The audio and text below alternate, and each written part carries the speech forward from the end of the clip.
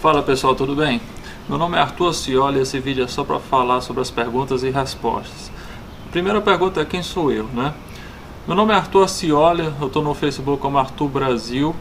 Eu já venho trabalhando com movimentos de iniciativa popular desde 2010, quando eu me envolvi com a ficha limpa e graças a Deus a gente conseguiu aprovar. E naquela época eu trabalhava na Secretaria de Educação do Ceará, e naquela época também aconteceu um problema com os professores das escolas públicas, entraram em greve, teve um grande desgaste com o governo do estado do Ceará, naquela época era o Cid Gomes, e eu trabalhava na SEDUC, o secretário, eu não sei direito de onde é que veio essa ordem, mas eu sei que a parte de TI da SEDUC pediram para que a gente criasse páginas falsas no Facebook para desmoralizar os professores, né, da rede de ensino público. Obviamente isso era um ato de corrupção. Como eu já trabalhava na ficha limpa, né, eu não podia aceitar aquilo. Eu falei para o meu chefe que eu não ia fazer aquilo ali, e não só não fiz, como também denunciei essa prática no grupo do Face dos professores das escolas públicas. Obviamente que eu acabei perdendo o meu emprego com isso, né? Mas eu já estava esperando por isso, né? Então eu arrumei emprego em outra empresa que trabalhava com consultoria em bancos. Eu trabalho com informática, mas também tenho o lado da área financeira. E aí, uma história longa, tentando encurtar aqui, eu acabei vindo trabalhar e morar nos Estados Unidos. Hoje em dia eu moro e trabalho em Nova York e continuo fazendo esses trabalhos de movimentação popular, né? E as pessoas me perguntam por que eu, mesmo estando longe, eu ainda continuo fazendo isso. Bom, é muito simples, né? Primeiro porque eu sou brasileiro, eu acho que o brasileiro deveria ser um pouco mais responsável, né, e fazer essas coisas, esses atos cívicos, né? Segundo porque minha família, os meus amigos moram no Brasil, eu não tenho como importar todo mundo do Brasil para cá. O terceiro motivo é que eu me sinto muito bem, eu acho que sabendo que eu estou fazendo algo pelo meu país, né? Eu não recebo dinheiro, pelo contrário, eu gasto dinheiro. Muitas vezes eu sou criticado, então assim, mas pessoas de bem que me ajudam e que falam que eu devo continuar, fazem com que eu continue trabalhando nisso, né? Então essa é a minha motivação. Uma outra pergunta que o pessoal tem é se eu tenho um patrocínio, se tem alguma instituição por trás, se tem um político por trás. Absolutamente não. Eu não tenho ligação com nenhum político, eu não tenho eu não sou de esquerda, eu não sou de direita, eu sou apenas pelo Brasil. Eu acho que o problema principal do Brasil é a corrupção, e esse movimento ele é para acabar com a corrupção, né? Esse movimento, eu vou falar mais na frente, né? Ele trabalha para aprovar leis de iniciativa popular, e como hoje em dia esse modelo que nós temos hoje em dia é muito trabalhoso, muito burocrático e muito cheio de falhas, né? A gente quer primeiro aprovar uma lei que regulamente as leis de iniciativa popular, para a gente começar a trabalhar em outras leis que venham acabar com a corrupção. E aí vamos para uma dúvida muito comum que acontece, né? O que é, afinal, leis de iniciativa popular, plebiscito e referendo? Bom, uma lei de iniciativa popular é uma lei que nasce do povo, né? Como o próprio nome já diz, qualquer pessoa que possa votar, como eu, você, pode chegar lá e criar uma lei. Obviamente nós não somos advogados, né? Então a gente não vai ter a formação técnica para criar. Geralmente a gente chama o advogado e tenta criar ali e tal, mas então por isso que na lei já é previsto isso, né? Que a lei vai chegar com vários vícios de forma e tal, e os parlamentares eles podem melhorar tecnicamente a lei. Só que o problema é que hoje em dia essas leis elas são não só melhoradas tecnicamente, mas também são alteradas, o objetivo principal. E a gente quer acabar com isso, né? Como aconteceu agora com as 10 medidas contra a corrupção. Bom, falando sobre plebiscito e referendo são praticamente a mesma coisa. A única diferença é que um plebiscito é quando as pessoas decidem sobre algo que ainda não existe, e o referendo é quando decidem sobre uma lei que já está implementada. Por exemplo, no referendo sobre desarmamento, já tem uma lei sobre desarmamento, sobre o armamento, como é que regula essa parte de armas no Brasil. Então, como já existe a lei, é chamado de referendo, e aí as pessoas votam sim ou não, né? Então, isso é um exemplo clássico. A diferença entre democracia direta e semi-direta, né? Essa é outra dúvida muito comum. Democracia direta foi adotada no século V a.C. na Grécia, né? Tem até um vídeo que eu postei no nosso YouTube falando sobre isso.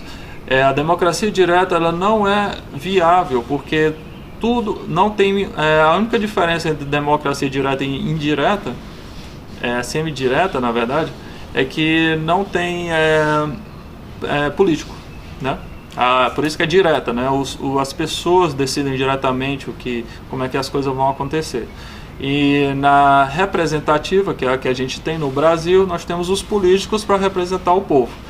O que nós estamos fazendo aqui é a semi-direta, ou seja, ela pega o povo e dá mecanismos ao povo de intervenção no poder. Ou seja, se os políticos não fizerem o trabalho de casa direito, o povo pode chegar e dizer: olha, você está pisando na bola, a gente não quer que você faça isso. E aí é onde a gente pode ter intervenções vindas do povo de forma democrática, né? Sem quebrar nada, sem briga, sem nada, né? Uma forma simples, né? Que a gente possa voltar até pela internet até, né? Para dar o nosso respaldo sobre as leis e tudo mais. Bom, a próxima pergunta é fácil aprovar uma lei de iniciativa popular? Atualmente não. Atualmente, na verdade, é quase um parto, é muito difícil, né? A gente tem que coletar 1% das assinaturas das pessoas que possam votar no Brasil. Isso dá 1,5 milhões de assinaturas e tem que ser distribuído por 5 estados e ainda tem que ter 1/3, né, mais ou menos dividido, ou seja, você tem que distribuir por esses estados, né, o número de votações. Então é muito complicado, né? A gente está tentando melhorar essa coisa, não diminuindo a quantidade de assinaturas, mas fazendo de forma fácil, ou seja, fazendo pela internet, né? E aí fica muito mais fácil, mesmo sendo um número grande, mas você só pegando o seu celular e já voltando ali, fica muito mais fácil do que tendo que pegar um papel para assinar, né?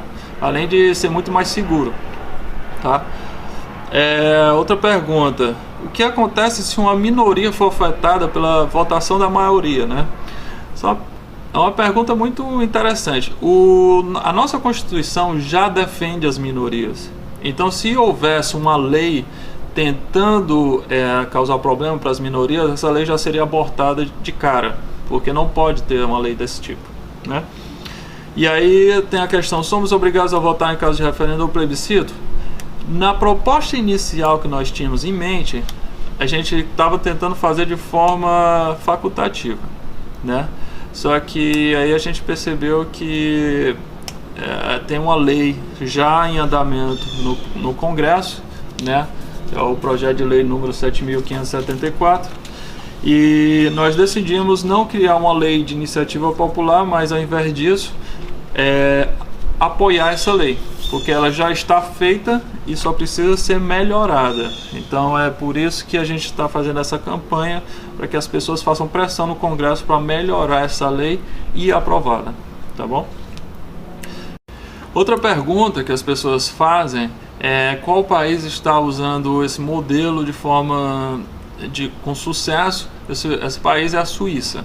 A Suíça, de 4 em 4 meses, os suíços precisam votar e eles decidem sobre todos os temas que estão pendentes no país e tal. E por conta disso, os parlamentares da Suíça, eles seguem muito bem o que o povo quer.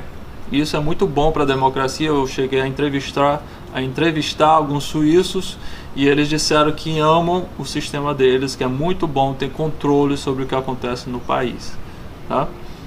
E aí vem geralmente quando eu falo isso, as pessoas já começam a comparar a Suíça com o Brasil. E já falam, ah, mas aí o pessoal do Brasil vai votar errado e tudo mais. Aí já começa aquela preocupação. Na verdade, não. Se a gente perguntar para qualquer pessoa do Brasil, inclusive a pessoa mais pobre, sem educação que você encontrar, ela vai dizer, nas palavras dela, né, que o problema é que a corrupção acaba com tudo, né? Obviamente que ela vai dizer, não, é porque o governo não olha por nós, então a gente está aqui e tal. Mas no final das contas é o quê? Isso é corrupção, né? O governo não cuida dessas pessoas, ou seja, então, corrupção, inclusive tem um estudo que fala que os brasileiros falam que a corrupção é o principal problema do Brasil. Então as próximas leis, inclusive esse é o nosso objetivo, as próximas leis que vierem depois dessa lei, são todas contra a corrupção, né? E aí eu vou fazer outro vídeo falando sobre corrupção, porque a gente ataca muito a corrupção do sistema, mas a gente esquece 2 outros tipos de corrupção, né? Que tem até um professor que fez um vídeo muito bom, Luiz Hans, que fala sobre as 3 camadas da cebola, né? Falando sobre corrupção. E aí eu vou deixar um link aqui para esse vídeo, que é muito bom. Tá bom?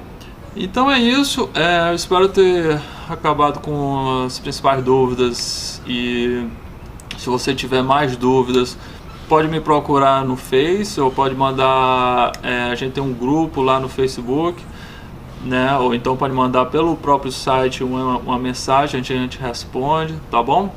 Então é isso, um abraço e vamos em frente. Tchau.